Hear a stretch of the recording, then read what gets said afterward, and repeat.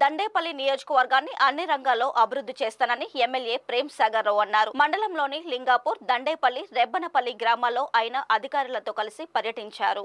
ఈ సందర్భంగా ప్రేమ్ సాగర్ రావు Lingapur model school సందర్శించి విద్యార్థులు, సిబ్బందితో మాట్లాడారు. దండేపల్లి ప్రభుత్వ జూనియర్ కాలేజీని సందర్శించి నూతన భవనం నిర్మాణానికి నిధులు మంజూరు చేయిస్తానని హామీ ఇచ్చారు. అన్ని కులాలకు ఒకే చోట సుమారు 4000 మంది విద్యార్థులకు రెసిడెన్షియల్ స్థాయి పాఠశాల ఏర్పాటుకు రెబ్బనపల్లి శివారులో స్థల పరిశీలన చేశారు. జిల్లా అదనపు collector Motilal, RDO Ramulu, DEO Yadaiah, DPO Venkateswarlu, జిల్లా వైద్యాధికారి హరీష్ రాజు తదితరులు పాల్గొన్నారు.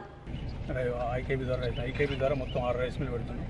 దండపల్లి మండలం 3, లక్ష్మీపేట మండలం 2, ఆదిపూర్ మండలం ఇక మొత్తం 40,000 టన్నులు ప్లాన్ చేసినాం. గోడౌన్లు కూడా ఇక్కడ 15,000 టన్నులు, లక్ష్మీపేట 10,000 టన్నులు, ఆదిపూర్లో 15,000 టన్నులు, మొత్తం 40,000 టన్నులు. ఇప్పుడు మా దగ్గర 7,500 టన్నులు ఒకటి, ఇంకొక 3 మొత్తం 10,000 టన్నులు. 52-55,000 టన్నులు అయితే ఈ నియోజకవర్గంలో వంటి ప్రతి పంటకు మనం ఈ ధర లేకుంటే గోడౌన్లో స్టాక్ చేసుకునే అవకాశం ఉంటుంది కాబట్టి దాంతోపాటు అన్నిటికన్నా ముఖ్య విషయం ఏంటంటే ఇక్కడ 20 ఎకరాల్లో composite residence school, SC, ST, BC, minority school 1000 అంటే ఒక్కొక్క దానికి 1000 అంటే 4,000 మంది విద్యార్థులకు అకామిడేషన్ చదువుకోవడానికి రెసిడెన్స్తో పాటు అకామిడేషన్ మొత్తం స్కూళ్ళకు ఇంగ్లీష్ మీడియం ఫస్ట్ క్లాస్ నుంచి 10th వరకు అన్ని రకాల ప్లాన్ చేస్తుంది. వచ్చే అకాడమిక్ ఇయర్ ఖచ్చితంగా గొడవ చేసి వచ్చే అకాడమిక్కి స్టార్ట్ అయితే చేస్తాం. ఈ రాష్ట్రంలో ఇప్పటికీ